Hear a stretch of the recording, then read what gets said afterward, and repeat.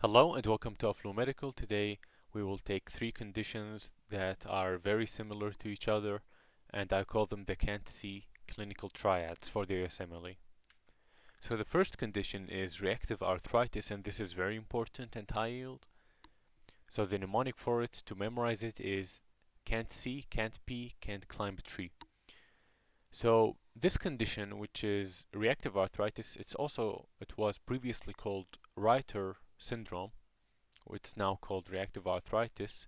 It usually occurs 1 to 4 weeks following a gastrointestinal infection such as Salmonella or Shigella or a genitourinary infection such as chlamydia infection. So this triad can't see means you have conjunctivitis, can't pee means you have pyuria or urethritis, and can't climb a tree. This is for arthritis, can't climb a tree sometimes. And the mnemonic they also replace it with can't bend a knee. This is asymmetric oligoarthritis, often the sacroiliac joint or the knee, and you have HLA-B27 positive. The second condition is acute cerebellar ataxia in pediatrics. The mnemonic for it is can't see, can't walk, can't talk. So children, they can't see, they can't walk, and they cannot talk. So this is post-infectious. It often occurs weeks after chickenpox or varicella or Coxsackie virus. The clinical presentation for it is nystagmus, can't see, and ataxia, can't walk, and dysarthria for cannot talk. So I have to remember that in the previous condition, which was reactive arthritis, when we said conjunctivitis, when we said can't see, it meant conjunctivitis. Here in cerebellar ataxia, cannot see means nystagmus. So another way to remember this is that in children like to play with their eyes and they twist their eyes. So this is nystagmus. Can't see, nystagmus.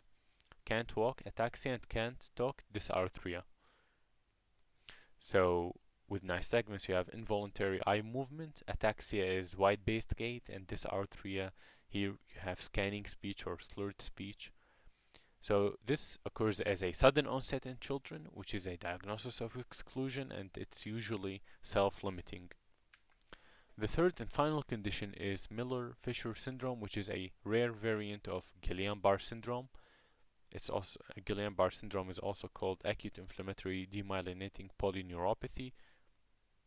So Guillain-Barré syndrome, a rare variant of it, is going to be Miller-Fisher syndrome.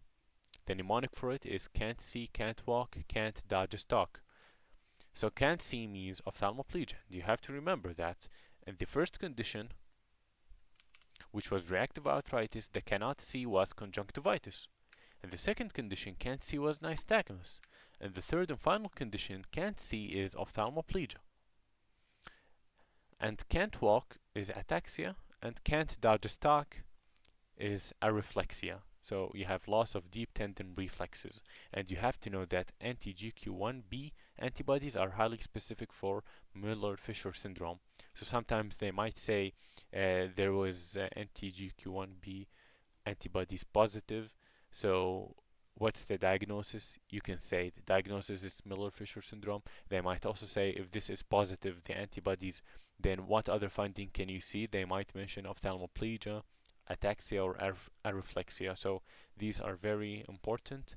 And this is a summary for all of it. We have reactive arthritis and cerebellar ataxia and Miller-Fisher. The can't see part of it, which is specific for that condition.